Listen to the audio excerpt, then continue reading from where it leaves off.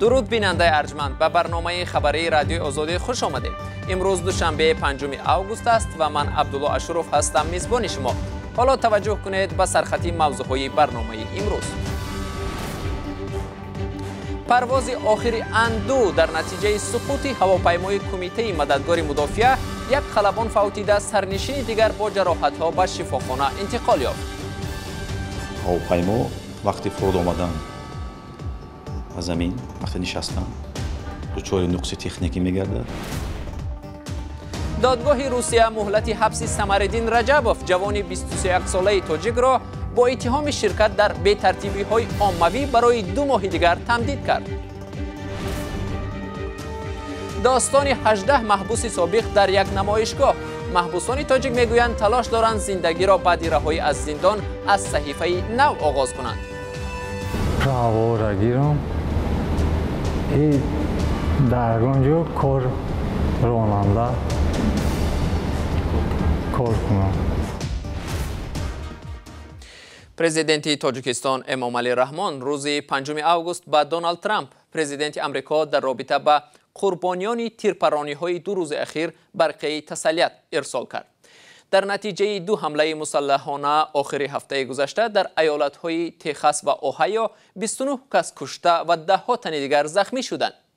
در شهر الپاسوی ایالت تگزاس روز شنبه جوانی مسلح به فروشگاه والمارت حمله کرد که 20 کشته و حدود 30 زخمی بر جای گذاشت. گرگ آلن سردار اداره پلیس شهر گفت مقامات بیانیه‌های را در اینترنت یافتند که ظاهراً به این جوان تعلق دارد و بر ضد مهاجران نگرانیده شده است. در حادثه دیگر حمله‌ور مسلح در منطقه دیتون ایالت اوهایو 9 کس را به قتل رسانیده 27 تن دیگر را زخمی کرد. پلیس حمله‌گر را پرانده است. حمله‌گر کانور بتسی 24 ساله به تنهایی عمل کرده.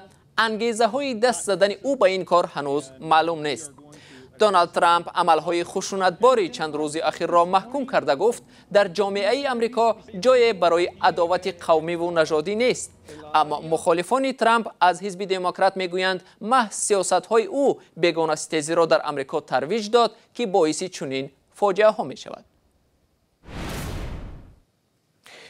هواپیمای تعلیمی اندوی کمیته مددگار مدافع در تاجیکستان به صدمه دچار شده، سرنشین آن به هلاکت رسید. فلاکت روز 4 اوگوست در مرکز تعلیمی فخرآباد به وقوع پیوسته است. بنابر معلومات پیشکی هنگام فرود آمدن محرک هواپیما خاموش شده است. مولا رجب یوسفی درباره جزئیات بیشتر این حادثه گزارش می‌دهد. دادستانی به تحقیق سقوط هواپیمای تعلیمی نوعی اندو شروع کرده است که 1 کشته بر جای گذاشت. هواپیمای تعلیمی نوعی اندو در مرکز تعلیمی فخرآباد ساعت 10 روز 4 اوگوست سرنگون شد. پس از انجام دادن جایش از پاراشوت و با موفقیت به زمین فرود آمدن پاراشوتچیان، هواپیما وقتی فرود آمدن به زمین وقتی نشستن دچار نقص تکنیکی میگردد. دچار یک نوع برخورد شدید به زمین گردیده، در نتیجه همین برخورد آتش میگیرد. در وقتی روی دادن همین حادثه در داخل هواپیما تنها 2 نفر از سرنشینان آن قرار داشتند. هواپیمای سقوط کرده به تشکیلات جمعیتی مددگار مدافع تعلق دارد و آن برای از بالا پرتافتن پاراشوتچیان پرواز کرده بود. در نتیجه سقوط هواپیما الهام رحمتوف خلبان با تجربه هلاک گردیده. خلبان دوم هواپیما بختیار دولتوی 20 ساله جراحت برداشته است. با گفته مسئولان تشکیلات جمعیتی مددگار مدافع، همه آنهایی که طریق پاراشوت از هواپیما پریدند سالم به زمین فرود آمدند. مسئولین گفتند این یگانه هواپیمای خرد آنها نیست و بجز از آن باز چندین هواپیماهای تعلیمی اندو و 152 دارند که خواهشمندان از آن می توانند طریق پاراشوت پرواز کنند. پرتافتن خود از پاراشوت سالهای اخیر در میان جوانان تاجیک محبوبیت پیدا کرده است. به این خاطر این هواپیماها با وجود آنکه سالهای شوروی استحصال شده بودند دوباره مورد استفاده قرار می گیرند. با وجود سپری شدن مهلت زیاد از زمان استحصال، این نوع هواپیماها برای تعلیم و هم ساحه کشاورزی زیاد استفاده می شوند.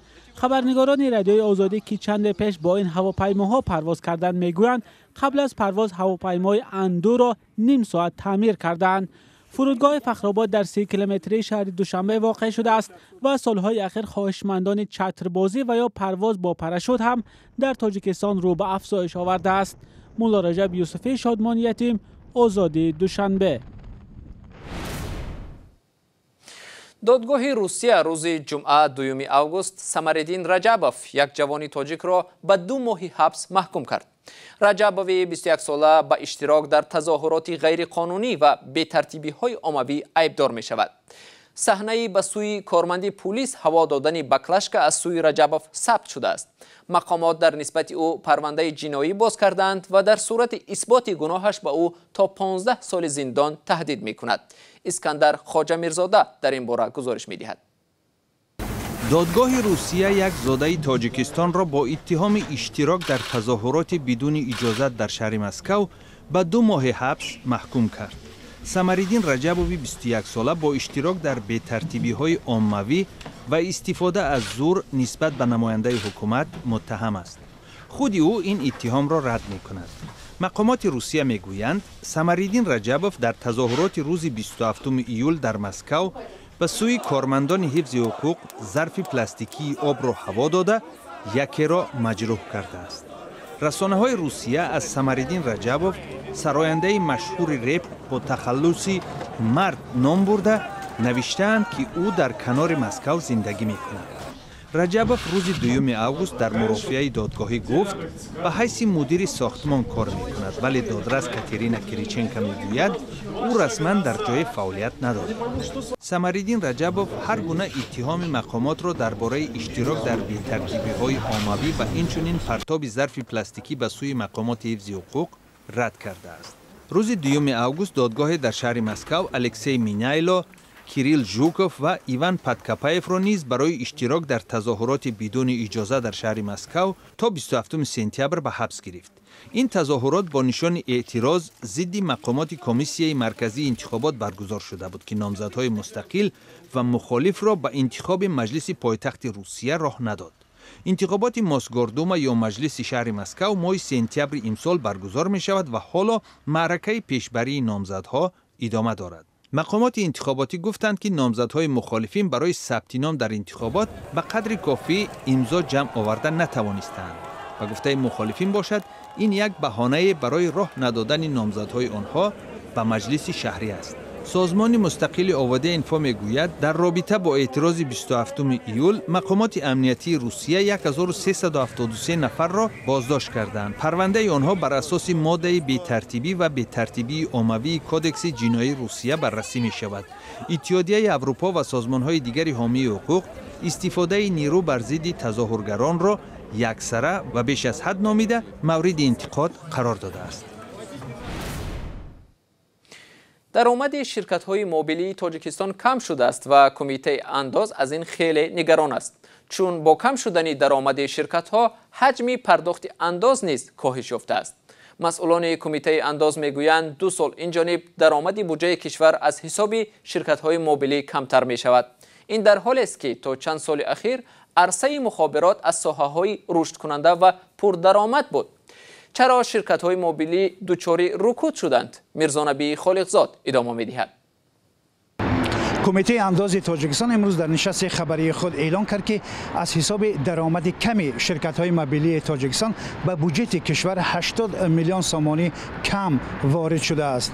این سال دوم است که کمیته انداز تاجیکستان در نسبت شرکت‌های موبیلی تاجیکستان اظهار ناراضگی می‌کند و میگه که درآمد کمی آنها باعث کمبود در بودجه کشور شده است. سال گذشته نیز عین این شکایت از زبان کمیته انداز شنیده شد و در آنجا گفته شد که بیش از 100 100 میلیون سامانی از حساب شرکت‌های مبیلی به بودجه کمبود وارد شده است. اما در عین زمان شرکت‌های مبیلی تاجیکستان میگویند که هم کمیته انداز و خدمات علاقه تاجیکستان به آنها مانع‌ها ایجاد می‌کنند. ساحه مخابرات تاجیکستان تا چند سال پیش از بخش‌های رشد کننده اقتصاد به شمار می‌آمد، ولی در 2 سال اخیر 3 شرکت سیل، میگافون و بیلاین از جانب ساختارهای انداز برای مشکل در پرداخت مالیات جریمه شدند. از جمله شرکت بیلاین 151 میلیون سومانی، میگافون 150 میلیون سومانی و سیل 155 میلیون سومانی جریمه شدند. 2 شرکت اول در بحث‌های دادگاهی مغلوب شدند. یک بحث کلان کمیته انداز با بابیلون داشت و بابیلون را بیش از 50 میلیون سومانی قرضدار کرده بود. همچنین خدمات علاقه تاجیکستان با بیشتر نمودن خدمات سیمکار و گاه و ناگاه و در وقت ناوقت قطع کردن خدمت اینترنتی نیز یک مشکل زیادی را برای شرکت‌های مبیلی پیش آورده بود و این همه باعث آن شده است که صفت و کیفیت خدمت شرکت‌های مبیلی در تاجیکستان اندک کاهش یافته و باعث کم وارد شدن مبلغ به حساب‌های آنها شده است. بینندگان عزیز، ما از هر یک شما انتظاری همکاری هستیم با آنهایی که دهه خود را دوست می‌دارند و می‌خواهند آن را به جهانیان نمایش بدهند. رادیوی آزادی آزمون را راه اندازی و برای نوارهای بهترین 3 جایزه مقرر کرده است. طلبات اساسی این است که نوار باید 1 دقیقه باشد و شما در آن درباره دهه خود معلومات بدهید.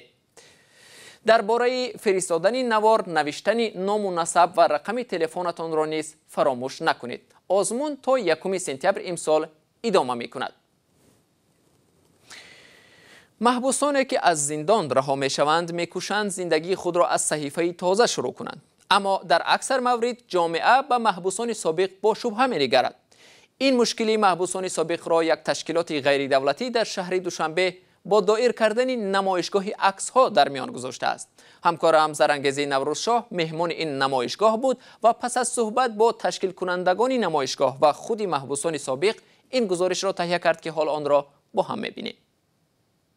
همه چهره هایی که حالا ما در این عکس ها می‌بینیم چندین سالی عمر خود را در زندان سپری کردند. برخی را نشأمندی و برخی هم برای جنایت های دیگر محکوم به زندان شدند، ولی همه آنها حالا در آزادی برای ساختن یک زندگی نو تلاش دارند. سرنوشت 18 زندانی سابق را سازمان جمعیتی اسپین پلوس در نمایشگاه تصویری جمع‌آوری کرده به معرض تماشا گذاشته است.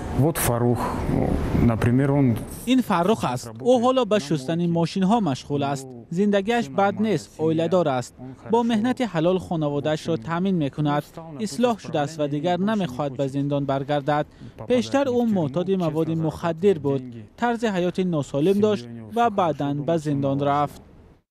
با نمایش عکس سابق محبوسان، تشبثکاران این طرح از روزگار تلخ، ناکامی و همینطور از تلاش آنها برای به پا خیستن و پیدا کردن راه و موقع خود در زندگی قصه کردند. با قصه زندگی محبوسان سابق سازمان دهندگان تلاش کردند توجه جامعه را به وضع این گروه آدمان جلب کنند.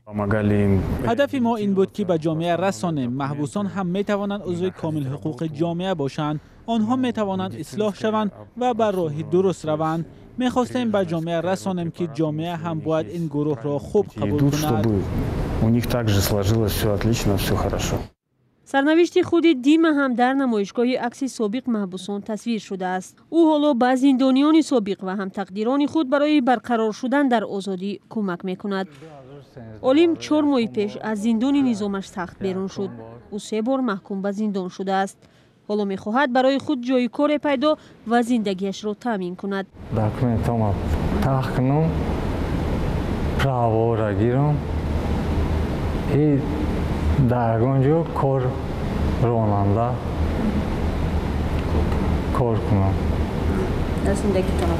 زندگی را پیش برم، با عائله مدد رسانم. یک پژوهش اخیر معین کرد که بعد بیرون آمدن از زندان اکثر محبوسان سابق در تاجیکستان زندگی پرمشکلی دارند. آنها در اکثر حالت بیکار و بیخانه و بی‌سند مانده چون آدمان نوعی دوم شناخته می شوند. اما با آشنایی به 18 سرنوشت محبوسان سابق می شود گفت که با وجود همه مشکلات آنها روح افتاده نیستند و می خواهند اثبات کنند که اصلاح شدند و پی ساختن زندگی بهتری برای خود هستند. این مطلب آخرین برنامه امروز بود. اخبار و گزارش‌های دیگر را در صحیفه آزادی ویدیو در یوتیوب ببینید و در سامانه www.azadi.org بخوانید. صبح پگاه نوید بامدادی تقدیم شما می‌شود. تا آن دم خداحافظ.